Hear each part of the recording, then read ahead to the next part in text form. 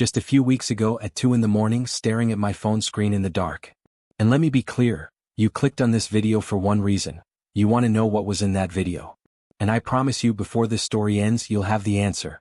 But I also promise this, once you know you won't be able to forget it. That's why I can't sleep. That's why even now as I tell you this, my mind feels like it's trapped in a loop I can't escape. And I need you to stay with me because if I'm going to make sense of it, I need to take you back to the moment everything started. The first thing you need to understand is this. 2 in the morning is not the kind of hour you expect to hear from your wife's best friend. We weren't close. Sure, we'd seen each other at family dinners, birthdays, barbecues.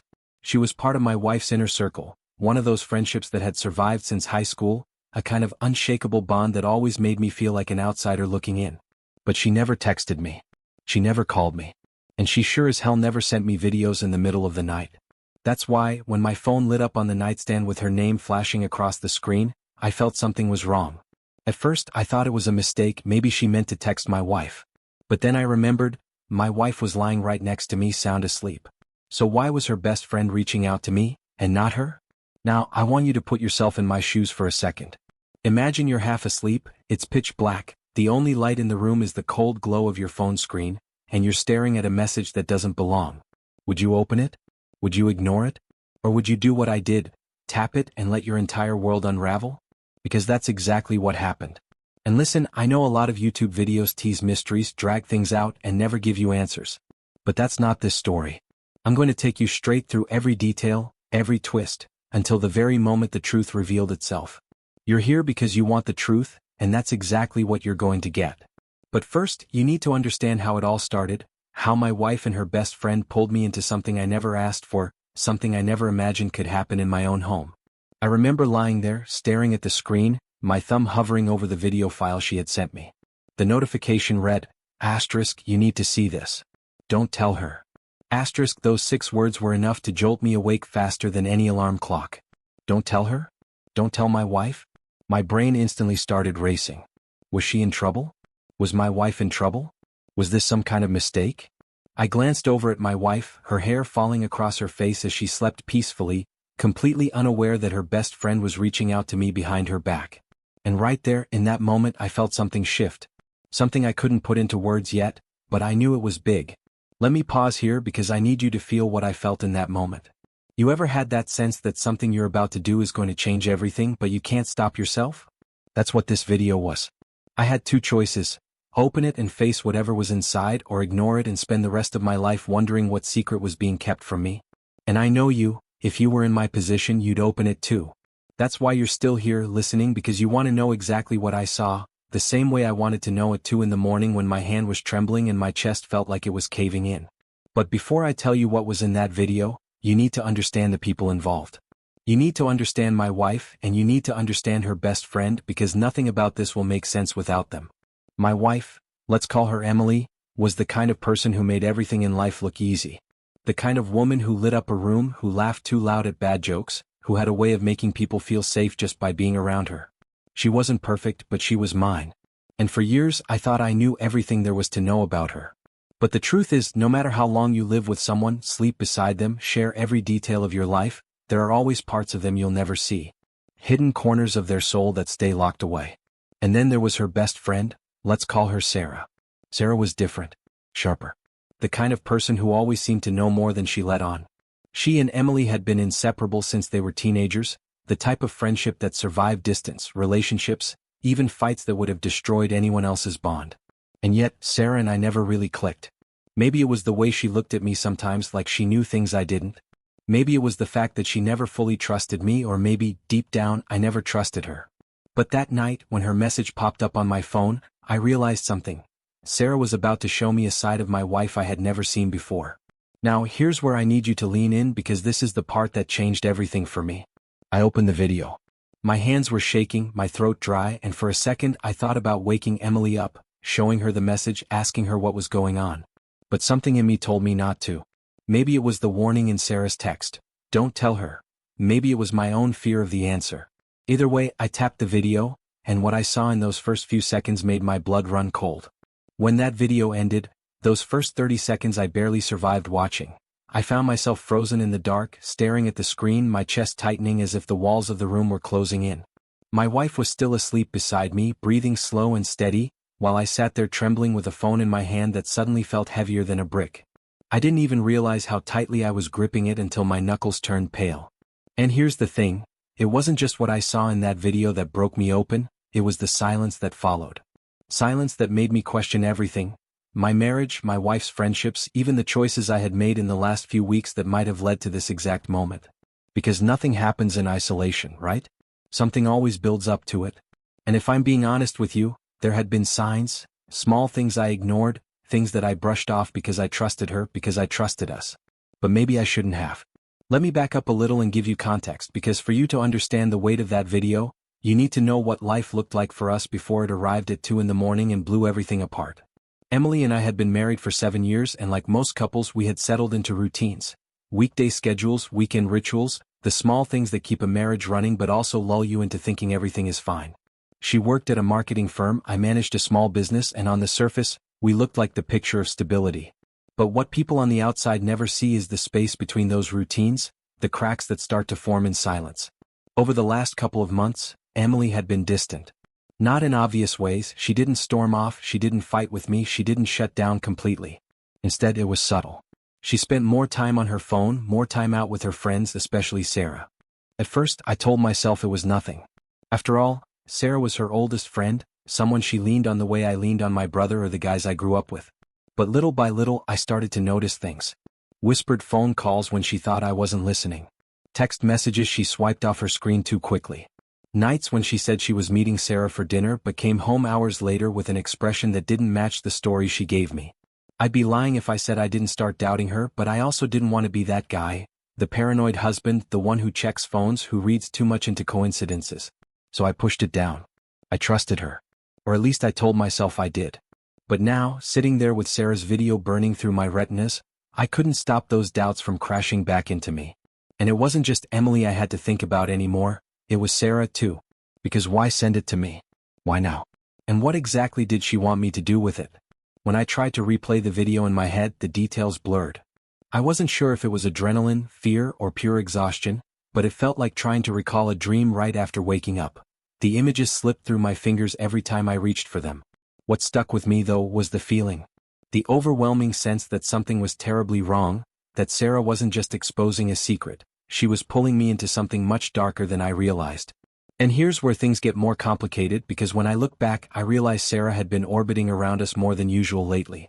She dropped by unannounced, sometimes just to say hi, sometimes with bottles of wine and stories about old times that left me feeling like an outsider. She and Emily would laugh for hours, whispering in corners, while I tried to convince myself it was harmless. But after that video, I couldn't help but replay those nights in my head. Was Sarah really just being the loyal best friend? Or had she been planting herself deeper into our lives for reasons I couldn't see yet? And it wasn't only Sarah who gave me reasons to second-guess things. A few weeks before the video there was an incident, small at the time but now it gnaws at me. Emily had come home late from work, saying she'd been caught in traffic, but when she tossed her purse on the couch, her phone buzzed. I didn't mean to look, but the name on the screen wasn't Sarah's and it wasn't anyone I recognized. Just a first name, short and unfamiliar, and a message that disappeared before I could read it. She noticed me glancing and immediately tucked the phone away, brushing it off with a smile that didn't reach her eyes. And I let it go because I wanted to believe her. But if you were me, sitting there at 2 in the morning with that video in your hand, wouldn't you start connecting those dots? Wouldn't you start questioning whether the person you thought you knew better than anyone else might actually be keeping pieces of themselves hidden away from you? But let's not get ahead of ourselves. I want you to really feel how impossible this situation was, because as the minutes ticked by that night, I realized something terrifying. I didn't know who to trust. Sarah had sent me the video, but why? Was she trying to protect me? Warn me? Or was she manipulating me, using me for her own reasons? And what about Emily? Was she the victim in all of this, or was she the one who had been lying to me all along? Those questions swirled in my head like a storm I couldn't calm, and every answer I imagined only made things worse. And here's the cruel part about a mystery like this. You don't just deal with facts, you deal with shadows. You start to see suspects in everyone around you. The coworker who lingered too long when he shook Emily's hand at a party. The neighbor who always waved a little too enthusiastically when she jogged past his driveway. Even her own family, who sometimes asked questions about me with a little too much interest, as if they knew something I didn't. Red herrings or real threats? I couldn't tell. And that uncertainty, that constant not knowing, is enough to drive a person insane. I remember sitting there in the dark watching my wife sleep, and I swear she looked like a stranger to me in that moment. Peaceful, yes, but almost too peaceful, as if she was hiding dreams I wasn't allowed to enter. I thought about waking her up, confronting her, demanding answers, but then I thought about Sarah's warning again. Don't tell her, and that single instruction kept looping in my head like a curse. Don't tell her. Which meant Sarah didn't trust her either. Which meant that maybe the woman lying next to me wasn't the person I believed she was. And that was the moment I realized I was standing at the edge of something dangerous. Because no matter what path I chose, whether I confronted Emily, trusted Sarah, or ignored both, I knew I was about to uncover a truth that couldn't be undone. And once that truth came out, there would be no going back. So tell me this, if you were in my position, if you were sitting in the dark with that video playing on repeat in your mind, if you had a wife beside you and her best friend whispering secrets in your ear, who would you trust? And how would you decide what to do next? Because that's the choice I was faced with, and the deeper I went, the more I realized the scariest part of the whole mystery wasn't what was in the video. It was the question of whether I was even ready to know the answer. And then, just as I thought the night couldn't get worse, my phone buzzed again. A second message. From Sarah. That second message hit me like a punch in the chest, not because of what it said but because of what it didn't. When my phone buzzed again, my heart skipped, my hands shook, and I braced myself for an explanation. Some kind of context that might help me piece together what I had just seen. But instead, the message was short, cryptic, and almost cruel in how little it gave me. It said, asterisk, if you care about her, don't ask questions. Just wait. You'll see soon enough. Asterisk. I read it once, twice, 3 times, my brain scrambling to make sense of it. Don't ask questions? Wait, was this a threat? A warning? Or some kind of twisted test? Every instinct in me screamed to call Sarah immediately, demand answers, but I hesitated. Something about the way the message was written, flat, urgent, almost rehearsed, made me realize that whatever was happening, I wasn't in control of it anymore. I tried to open the video again, desperate to catch something I might have missed, but to my shock, the file was gone. Just gone. 1 second it was there in my messages, the next it had vanished as if it had never existed. No trace, no file, not even in the deleted folder. My stomach dropped as the horrifying possibility hit me. Had Sarah deleted it remotely?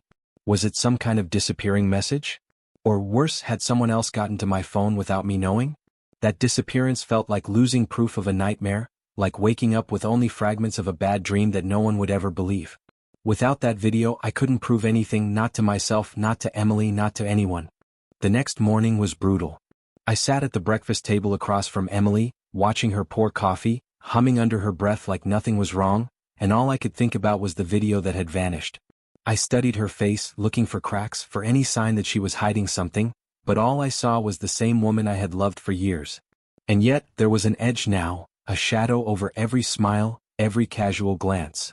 I wanted to ask her straight out if she knew what Sarah was doing, if she had any idea about the messages I had gotten, but the words never made it past my throat. Every time I opened my mouth, I heard Sarah's warning echo in my head. Don't tell her, and so, I stayed silent, playing along as if everything was normal, even though my insides were twisted into knots. That day, I made a decision. I was going to confront Sarah. Not over text, not over the phone, but face to face. I told myself I deserved an explanation, that I needed to know why she had dragged me into this. But when I finally got the chance, things didn't go the way I planned. I drove to her apartment after work, rehearsing what I would say, but when I knocked on her door, there was no answer. The hallway was eerily quiet, her windows dark. I tried calling her phone, but it went straight to voicemail. It was like she had vanished. For a brief, insane moment, I wondered if Sarah had ever sent me anything at all, if I was losing my grip on reality. But then later that night, as I sat alone in my car trying to calm down, a man I had never seen before tapped on my window. He leaned down, his face half hidden by the shadows, and said something that sent chills down my spine. Asterisk, stop asking questions about Sarah. It's better for you if you leave this alone. Asterisk. His voice was low, controlled, the kind of tone that doesn't come from idle gossip but from someone delivering a warning they expect you to take seriously. I froze, too stunned to even respond, and by the time I gathered myself, he was gone, walking down the street as if he had simply passed along a message and nothing more. I sat there gripping the steering wheel so hard my hands ached, trying to process what had just happened. How did he know I was looking for Sarah? How did he even know my name? That's when it hit me. This wasn't just about my wife or her best friend, or some petty secret between them. This was bigger. Sarah hadn't just sent me a video out of desperation, she had pulled me into something layered, something dangerous, something that clearly had more players involved than I realized. And now, not only was the video gone, but I was being watched, maybe even followed. That night, I couldn't shake the feeling that the walls were closing in. I kept glancing at Emily, wondering if she noticed the fear written all over my face. She asked me what was wrong once, just in passing, but I brushed it off. What was I supposed to say? Oh, by the way, your best friend sent me a video that disappeared and now a stranger is threatening me to stop asking questions? No. Until I had something concrete, something I could point to as proof, I was trapped between silence and suspicion. And here's where the past comes back to haunt me, because as I sat there in the dark that night, I remembered something Sarah had said months ago, something I dismissed at the time but now gnawed at me like a splinter under the skin. We were at a party, a few drinks in, and she had leaned close to me when Emily went to the bathroom. With a half smile, she whispered, "You don't know everything about her. You'd be surprised at what people can hide, even from the ones they love most." At the time, I laughed it off, chalking it up to Sarah's sharp tongue, maybe even jealousy. But now, those words echoed louder than ever. And just as I was piecing all of this together, just as I was beginning to realize that I was in over my head, something happened that twisted the knife even deeper. The next morning, Emily's phone rang while she was in the shower. I wasn't looking for trouble, I wasn't snooping, but the caller ID flashed across the screen, and it made my stomach flip. It wasn't a name, it wasn't a number, it was a single word. The same word I had seen weeks ago when that mysterious message came through late at night. The same word that had vanished before I could read it. And this time it stayed on the screen long enough for me to see it clearly. And that's when I realized, whatever this was, whatever Sarah had dragged me into, my wife was connected to it too. When I saw that single word flash across Emily's phone screen, it was like the ground tilted beneath me. My first instinct was to grab the phone, to answer it before she could, to finally rip the veil off whatever game was being played around me. But I froze because at that exact moment she stepped out of the shower, wrapped in a towel, humming casually as though nothing in the world was wrong. The phone stopped ringing before she reached for it, and she didn't even glance at the missed call. That shook me more than anything else. Because if it were truly nothing, wouldn't she have looked? Wouldn't she have at least checked? Instead, she left it untouched, like she already knew what it was about, like she didn't need to see who had called. I wanted to scream, to demand answers, but I swallowed it down and pretended nothing had happened. The day moved forward with a heaviness that clung to me, but then something happened that spun this mystery into an even darker spiral. That evening, I got a call from my younger brother, Jason. He sounded off, shaky in a way I wasn't used to hearing, and the first words out of his mouth were, "Hey, did someone send you something weird last night?" My stomach dropped. The way he said it, the way his voice cracked, told me he wasn't fishing for gossip. He was genuinely rattled. I asked him what he meant, trying to keep my tone steady, and he explained that he had received a text from an unknown number at nearly the same time I got mine. The text said, "You don't know who she really is. Be careful who you trust." That was all. No video, no sender ID, nothing to trace. I remember gripping the phone so hard I thought it would crack in my hand. How could Jason be dragged into this? He barely knew Sarah beyond a handshake at family gatherings. He had no reason to be targeted. And yet, here he was, receiving the same type of cryptic warnings I was. That made it clear, this wasn't just about me or Emily or Sarah. Someone out there wanted to spread this web wider, pulling people into it like flies into a trap. And now I had no idea how far this reached. Jason admitted he almost deleted the message, but something about the timing, the way it arrived in the middle of the night, kept him uneasy. He asked me straight up if it had anything to do with Emily. And that right there sent a shiver through me because he had no reason to connect the dots to her, unless he knew something he wasn't telling me. I pressed him, asked why he would bring up Emily, but his answer only muddied the waters. He hesitated, then said because I saw her car parked downtown last week late at night. She wasn't alone. Those words echoed in my skull long after the call ended. Was it possible Jason had been mistaken? Was it even Emily's car? He swore he was sure, said he hadn't told me at the time because he didn't want to stir up trouble without proof, but now, with that strange message sitting in his inbox, he couldn't shake the feeling that something was wrong.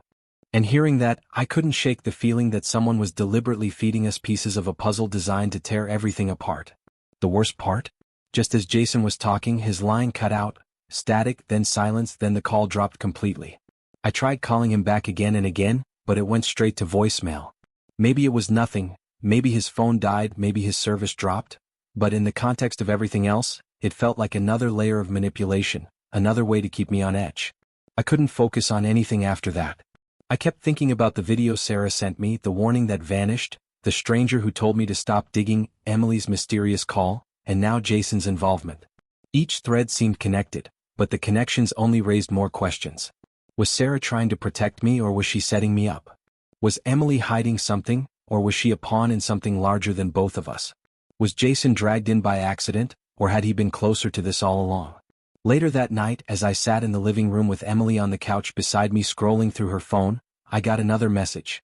But this time it wasn't from Sarah. It was from an unknown number, no name, no profile picture, just words that burned themselves into my brain.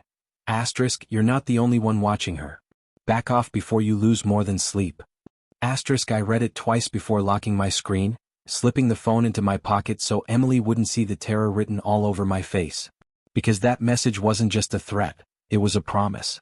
And just as I thought I couldn't take any more, Emily leaned against me, smiling, completely oblivious to the storm swirling around us, and said softly, asterisk, is everything okay? You've been so quiet lately. Asterisk. I forced myself to smile back, but inside I was screaming. Because how do you answer that question when you don't even know if the person asking it is the reason your entire life is starting to unravel? And then, as if the night hadn't already broken me enough, my phone buzzed one last time before I went to bed. Not from Sarah, not from an unknown number, but from Jason. One message. Just 2 words. Words that made my blood turn cold. It said, asterisk, she knows. Asterisk. When I read Jason's message, asterisk, she knows, asterisk, I felt the air leave my lungs. It was such a small sentence, only 2 words, but it carried the weight of something that could crush me completely. I stared at it, the glow of the phone screen casting pale light across the room, and for a moment I couldn't even move. Emily was sitting just a few feet away, laughing quietly at something on her phone, completely unaware of the storm that had just erupted inside me. Who was Jason talking about? Was it Emily? Was it Sarah? Or was there someone else entirely, someone neither of us had considered yet, who knew everything I had been trying to piece together? I wanted to call him right away to demand he explain what he meant, but before I could even type out a reply, his number went dark. My call went straight to voicemail, then again and again. That was when panic started to set in. Jason had never done that to me before. He wasn't the type to throw something heavy at me and then vanish. And the more I thought about it, the more I realized how strange it was that his earlier call had cut out too. What if he wasn't avoiding me? What if he couldn't answer? That night, sleep was impossible. I lay in bed staring at the ceiling, listening to the rhythm of Emily's breathing, my mind spinning faster than it ever had in my life.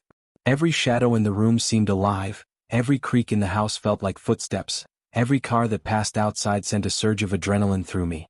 I wasn't just unsettled anymore, I was scared.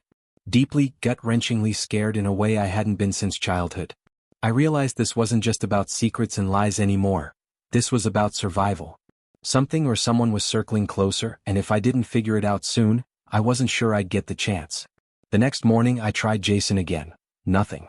His phone was still off, or maybe it had been taken. I thought about driving to his apartment, but then a chilling thought crossed my mind. What if whoever sent me those messages, whoever confronted me in the car that night, was waiting for me to do exactly that? What if this was a setup to pull me out into the open? That paranoia clamped down on me so hard I felt sick. And when I stepped outside to go to work, the feeling only intensified. It started with something subtle. A black SUV parked across the street. Nothing unusual at first glance, it could have belonged to a neighbor or just someone visiting. But when I drove away it pulled out too, keeping a careful distance. At first I told myself it was a coincidence. But every turn I made, every detour I tried, it stayed there. Not tailgating, not obvious, but close enough to remind me that I wasn't alone. My hands gripped the steering wheel tighter with every mile, sweat running down my back even though the air conditioning was blasting. I knew then that this wasn't just in my head. I was being followed. By the time I got to work, my nerves were shredded. I sat in the parking lot for a long time, watching that SUV idle down the street, not moving, just waiting. Finally it rolled off slowly, disappearing around the corner, but by then the damage was done. Whoever these people were, they knew where I lived, they knew where I worked, and that meant they could reach me anytime they wanted. That night things escalated again. When I got home, Emily wasn't there. At first, I thought maybe she was running late, maybe she had stopped to see Sarah or grab dinner with a friend. But as the hours passed, the knot in my stomach grew tighter. I tried calling her, but her phone rang and rang before eventually going dead. Midnight came and went, and I was pacing the living room, heart pounding, every worst-case scenario running through my head. And then, at 1 in the morning, my phone buzzed. It wasn't Emily. It wasn't Jason. It wasn't even Sarah. It was another unknown number. One message. 6 words. Asterisk, stop digging or she disappears forever. Asterisk. I dropped the phone like it had burned me, staring at it from across the room as though the words themselves could hurt me. My first instinct was to grab my keys to drive until I found her, but the truth was, I had no idea where to look. I had no idea if she was in danger or if she was the danger. And that realization broke something inside me, because it meant that for the first time in our marriage I couldn't trust my wife and I couldn't protect her either. In that moment, everything shifted. This wasn't just a puzzle to solve anymore. This was a war I didn't even know I had walked into, with players I couldn't see, motives I couldn't understand, and stakes I couldn't afford to lose. And as I stood there, staring at that message, I realized something even darker, that the game had never really been about me. I was just a pawn, moved around the board to keep me confused and afraid. And pawns are disposable. But then, just when I thought I couldn't take any more, my phone buzzed again. Another message. This one with an attachment. A picture. My blood ran cold the second I opened it, because staring back at me was something I couldn't explain, something that tied everything together in a way I didn't want to believe. It was a photo of Jason's car. Parked. Empty. Driver's side door wide open. And written across the windshield in thick black marker were 2 words. Asterisk, you're next. Asterisk. I couldn't tear my eyes away from that picture. Jason's car abandoned, the driver's side door hanging open like someone had been ripped out of it in a hurry, and those 2 words scrawled across the windshield like a message written just for me. You're next. My stomach churned as I sat frozen, the phone trembling in my hands, and in that moment, I realized something I hadn't allowed myself to consider before. This wasn't random.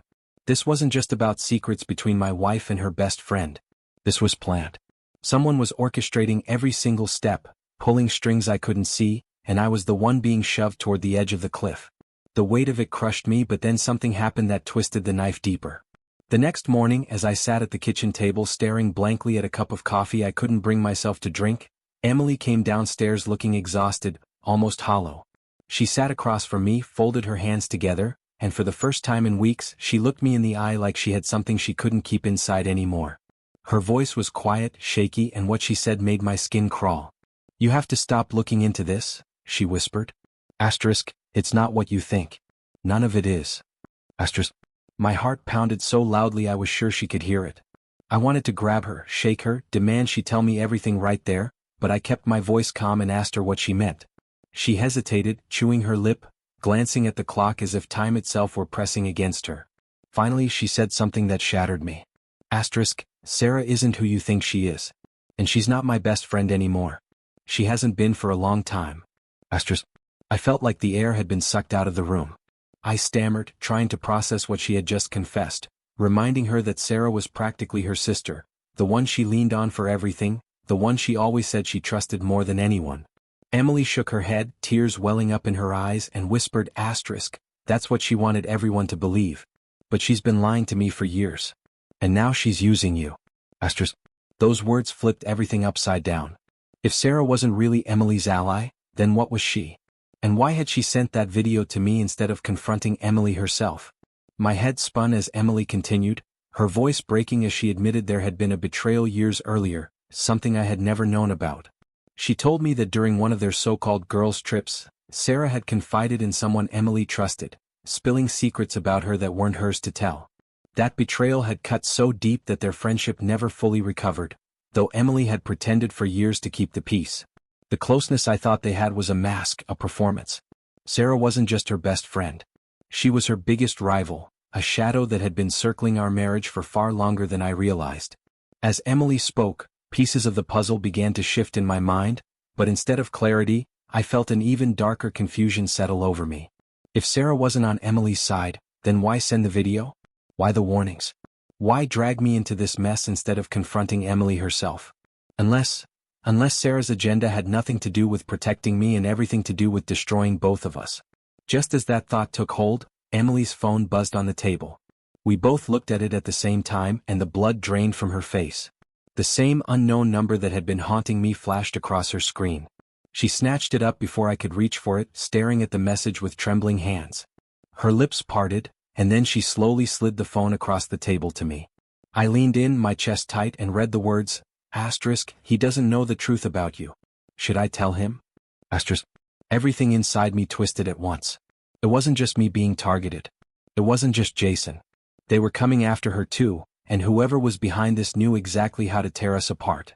Because now, sitting across from my wife with her eyes wide and her face pale, I couldn't stop the thought pounding in my head. What truth was she hiding? And why did it feel like I was the only one completely in the dark? And then, before either of us could say another word, another message arrived. This one wasn't text. It was a video. But it wasn't from Sarah. It was from Jason's phone. When that video notification from Jason's phone appeared on the screen, everything around me seemed to still. The air in the kitchen felt too thick, every sound in the house too sharp. Emily and I just stared at it, neither of us moving, both of us afraid of what pressing play might reveal. My hands trembled as I reached for the phone, but Emily's voice stopped me cold. Asterisk, don't. Asterisk, just that one word, whispered like a plea but filled with so much fear that it made my chest ache. I turned to her, demanding to know why, demanding to know what she was hiding, but she only shook her head, her eyes glassy with tears. That was when I realized I wasn't just caught between two sides of the same story anymore. I was trapped in the middle of something bigger, and every move I made could push someone I loved over the edge. I pressed play anyway. The video was short, shaky, like it had been recorded in a rush. Jason's voice came through first, urgent and strained, telling me that things weren't what they seemed, that I couldn't trust everything I was being shown. The camera shifted briefly to what looked like a dimly lit room, a chair in the corner, shadows moving just out of frame. Then the screen went black. That was it. No explanation, no resolution, just a fragment of something terrifying, as if Jason had been cut off before he could finish. I sat there staring at the phone, my pulse thundering in my ears, and when I looked up at Emily, she was crying silently, her hands clenched so tight they shook.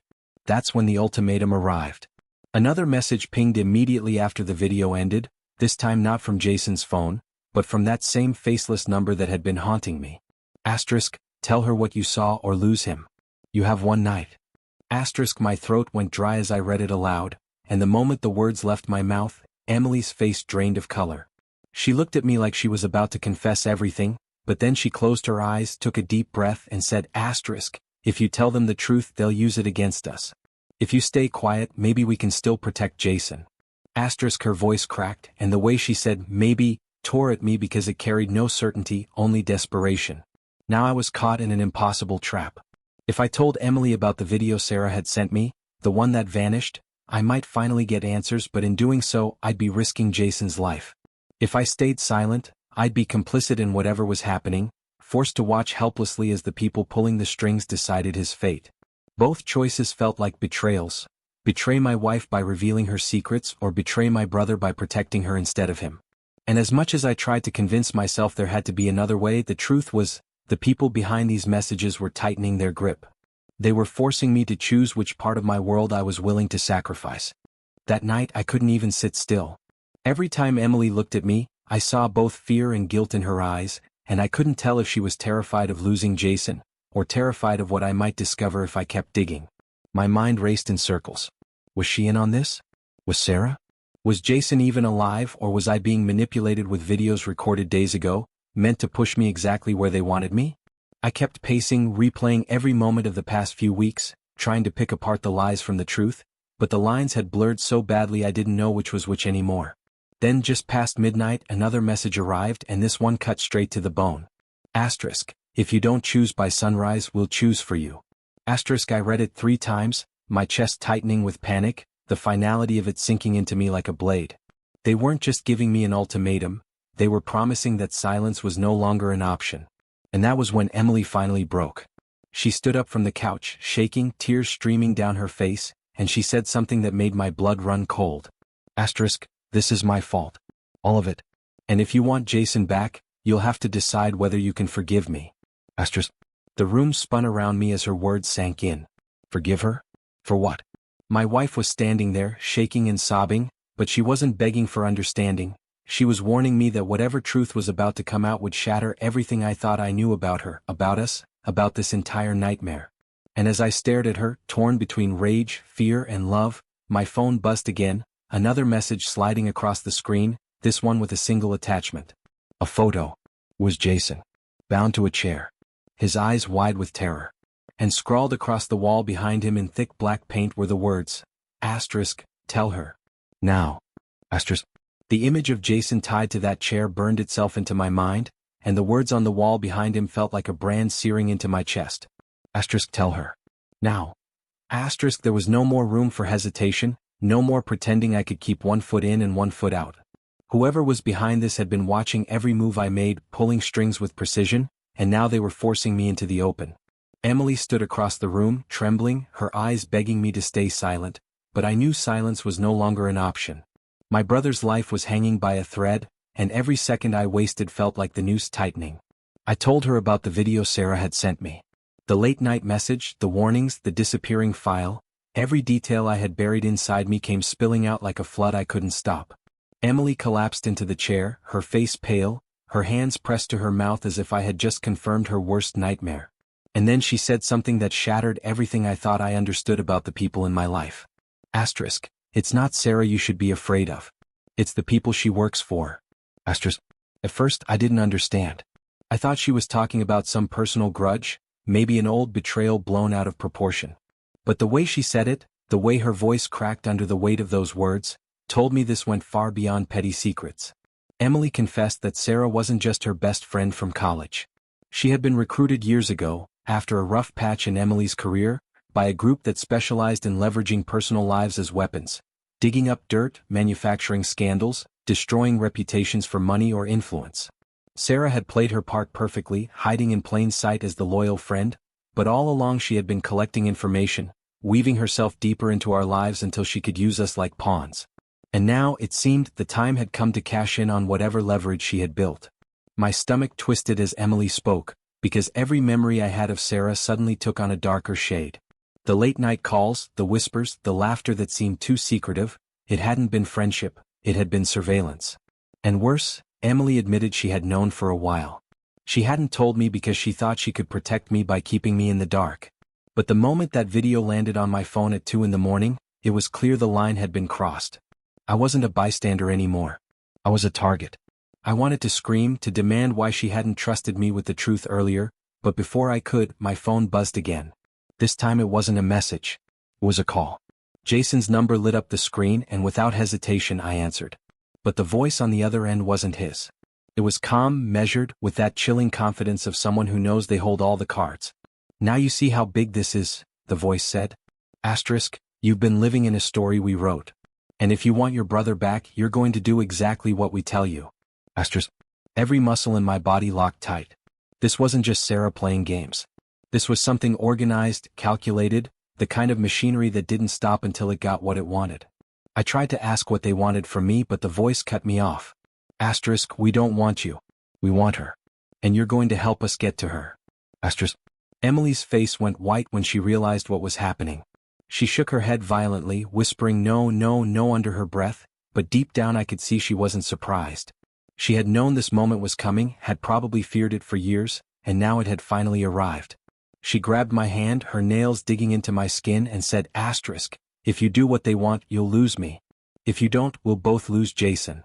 Asterisk. It was the kind of choice that ripped you apart from the inside out. I couldn't betray her, not after everything we'd been through, not after the life we had built together. But I couldn't abandon my brother either. He had always been there for me through every hardship, every dark moment, and now he was somewhere out there, terrified, waiting for me to save him. I felt like I was being split down the middle, forced to decide which half of my world I was willing to sacrifice. But before I could answer, another truth dropped like a bomb. Emily's phone buzzed again, and when she looked at it, she let out a sob. She turned the screen toward me and my knees nearly gave out. It was another photo of Jason bound to that chair, but this time, Sarah was standing next to him. And she wasn't alone. Standing behind her was someone I never expected to see in a million years. Someone who had been in my corner from the start, someone I thought I could trust completely. It was my brother's girlfriend. The woman Jason had been with for over a year, the woman I had welcomed into our family with open arms. And there she was, smiling coldly into the camera, her hand resting on Jason's shoulder like she owned him.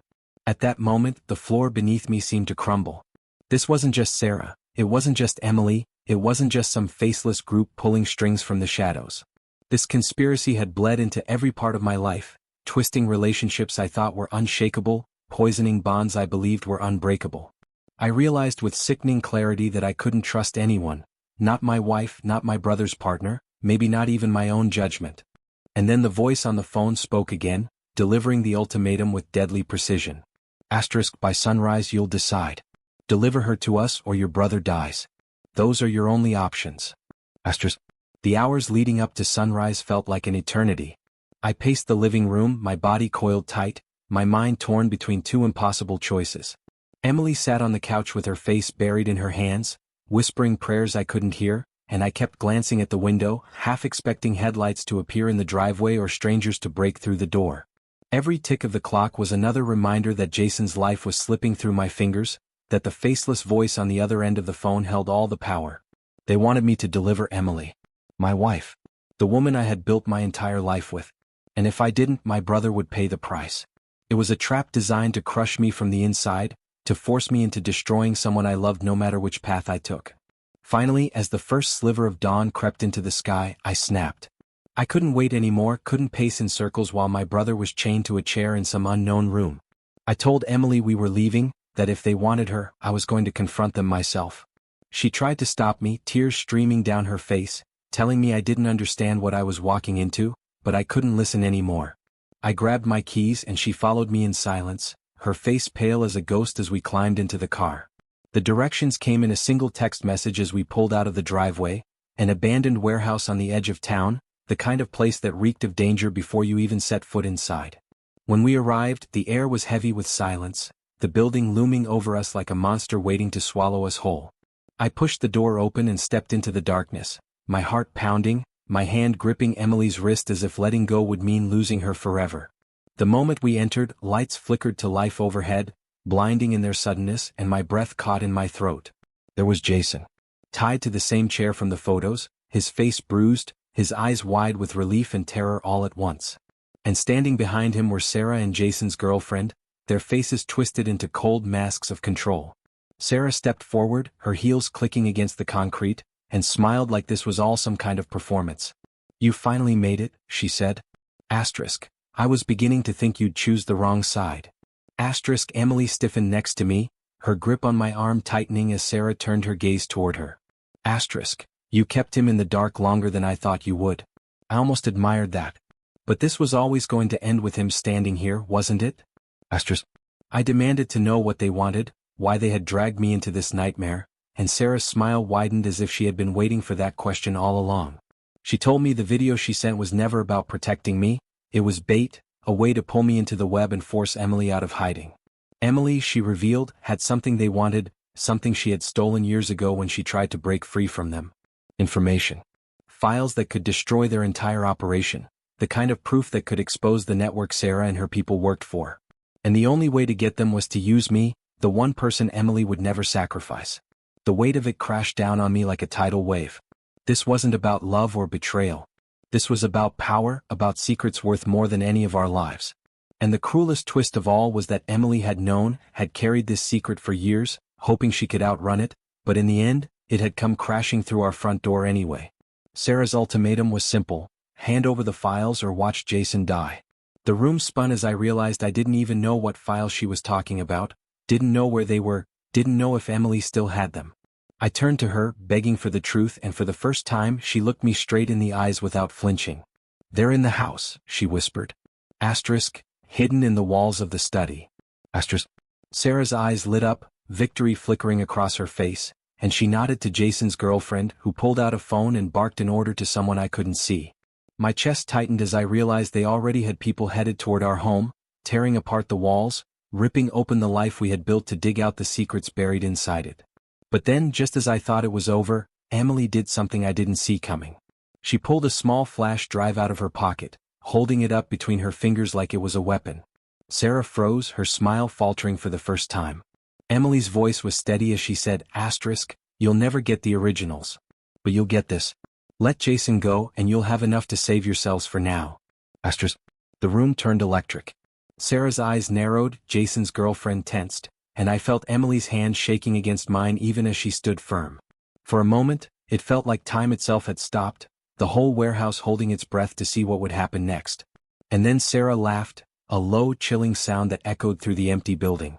She signaled to release Jason and his restraints fell away. Relief surged through me as I ran to my brother, pulling him up, but the second my guard dropped, the trap snapped shut. And then the voice on the phone spoke again, delivering the ultimatum with deadly precision. Asterisk, by sunrise you'll decide. Deliver her to us or your brother dies. Those are your only options. Asterisk. The hours leading up to sunrise felt like an eternity. I paced the living room, my body coiled tight, my mind torn between two impossible choices. Emily sat on the couch with her face buried in her hands, whispering prayers I couldn't hear, and I kept glancing at the window, half expecting headlights to appear in the driveway or strangers to break through the door. Every tick of the clock was another reminder that Jason's life was slipping through my fingers, that the faceless voice on the other end of the phone held all the power. They wanted me to deliver Emily. My wife. The woman I had built my entire life with. And if I didn't, my brother would pay the price. It was a trap designed to crush me from the inside, to force me into destroying someone I loved no matter which path I took. Finally, as the first sliver of dawn crept into the sky, I snapped. I couldn't wait anymore, couldn't pace in circles while my brother was chained to a chair in some unknown room. I told Emily we were leaving, that if they wanted her, I was going to confront them myself. She tried to stop me, tears streaming down her face, telling me I didn't understand what I was walking into, but I couldn't listen anymore. I grabbed my keys and she followed me in silence, her face pale as a ghost as we climbed into the car. The directions came in a single text message as we pulled out of the driveway, an abandoned warehouse on the edge of town, the kind of place that reeked of danger before you even set foot inside. When we arrived, the air was heavy with silence, the building looming over us like a monster waiting to swallow us whole. I pushed the door open and stepped into the darkness, my heart pounding, my hand gripping Emily's wrist as if letting go would mean losing her forever. The moment we entered, lights flickered to life overhead, blinding in their suddenness, and my breath caught in my throat. There was Jason. Tied to the same chair from the photos, his face bruised, his eyes wide with relief and terror all at once. And standing behind him were Sarah and Jason's girlfriend, their faces twisted into cold masks of control.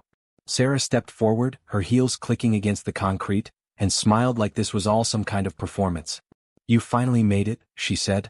Asterisk. I was beginning to think you'd choose the wrong side.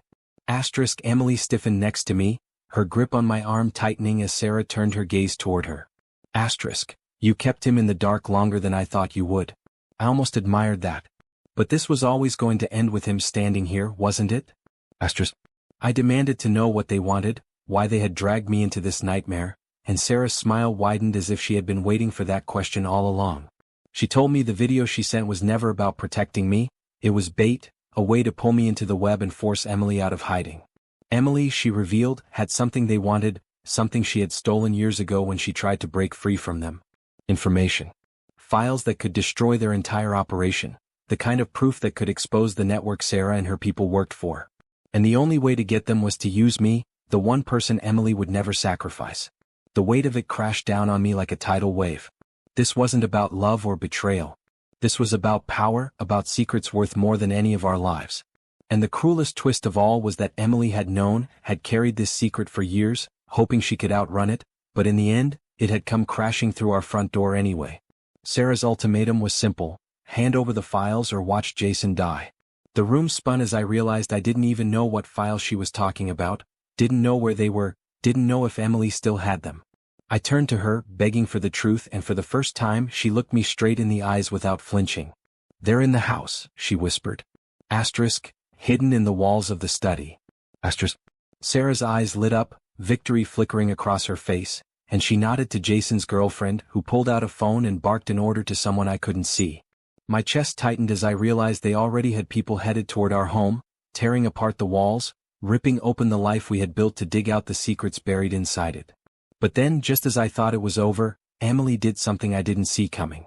She pulled a small flash drive out of her pocket, holding it up between her fingers like it was a weapon. Sarah froze, her smile faltering for the first time. Emily's voice was steady as she said, Asterisk, you'll never get the originals. But you'll get this. Let Jason go and you'll have enough to save yourselves for now. Asterisk. The room turned electric. Sarah's eyes narrowed, Jason's girlfriend tensed, and I felt Emily's hand shaking against mine even as she stood firm. For a moment, it felt like time itself had stopped, the whole warehouse holding its breath to see what would happen next. And then Sarah laughed, a low, chilling sound that echoed through the empty building. She signaled to release Jason and his restraints fell away. Relief surged through me as I ran to my brother, pulling him up, but the second my guard dropped, the trap snapped shut. Sarah's men swarmed in from the shadows, grabbing Emily, dragging her toward the exit. She screamed my name, her hand outstretched, the flash drive clattering to the floor between us. I lunged for it, scooping it up, but when I turned back she was gone, swallowed into the darkness as Sarah's voice rang out one last time. Asterisk. You wanted the truth? Now you have it.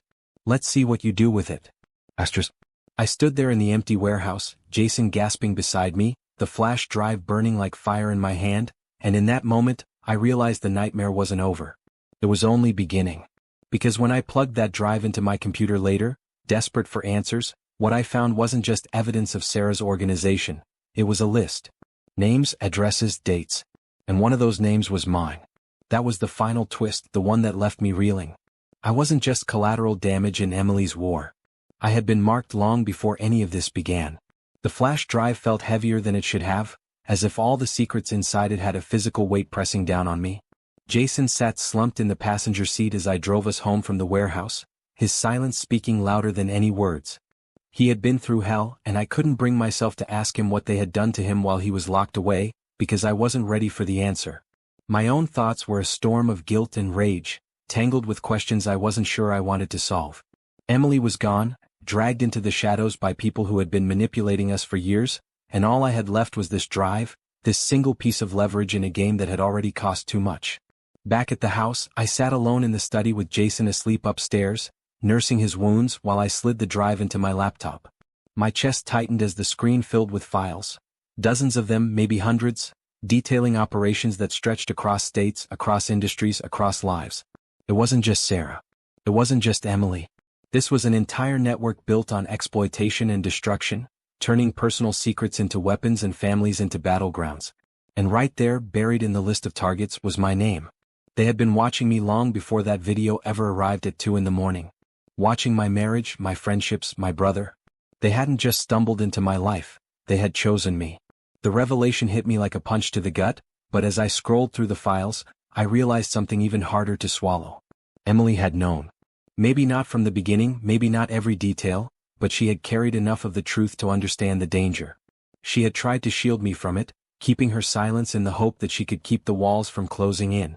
And while part of me burned with betrayal, another part couldn't escape the crushing weight of love and sacrifice. She had given herself up in that warehouse, not because she was weak, but because she thought saving me and Jason was worth more than saving herself. That thought broke me open in ways I can't even describe. In the days that followed, I wrestled with the impossible choice of what to do with the flash drive. Every instinct told me to hand it over to the police, to the FBI, to anyone who could dismantle the people who had taken Emily. But the files weren't just evidence, they were weapons. Names of innocent people tangled in their traps, details of families ripped apart, personal stories that didn't deserve to be made public. To release it all would be to destroy countless lives. To bury it would mean letting the network continue unchecked.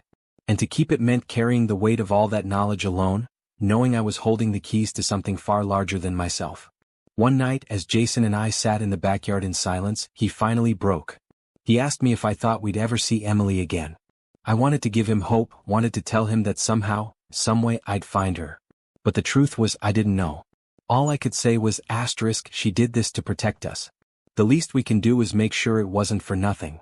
Asterisk, he nodded, tears glistening in his eyes, and we sat there under the stars, both of us. Understanding that the person who had once been at the center of our lives was now a ghost we might never get back. In the end, I didn't release the files. Not yet. I made copies, secured them, locked them away where no one could reach them easily. Because I realized the real battle wasn't about one flash drive, it was about time, patience, and knowing when to strike. This network had been moving in the shadows for years, maybe decades. Taking them down wasn't going to happen overnight, and charging in recklessly would only get more people killed. But now I had proof. Now I had leverage. And most of all, now I had a reason to fight. Sometimes, late at night when the house is quiet, I still hear Emily's voice, whispering my name in the dark. I still see her hand reaching for mine as they pulled her away. I don't know if she's alive or if she's already gone, but I know one thing with certainty. She believed in me enough to give me this chance. And whether it takes months or years, I'll use what she left behind to make sure her sacrifice wasn't wasted. So if you've been watching this story unfold, if you've been asking yourself why someone would send a video at 2 in the morning that changes everything, here's the answer. You're never just watching. You're being watched too. And the moment you realize that, the moment you see how easily your life can be rewritten by people you don't even know, you'll never sleep the same again. Because I can tell you this much, I don't. Not anymore. And sometimes when my phone buzzes at night, I wonder if it's her. Or if it's them.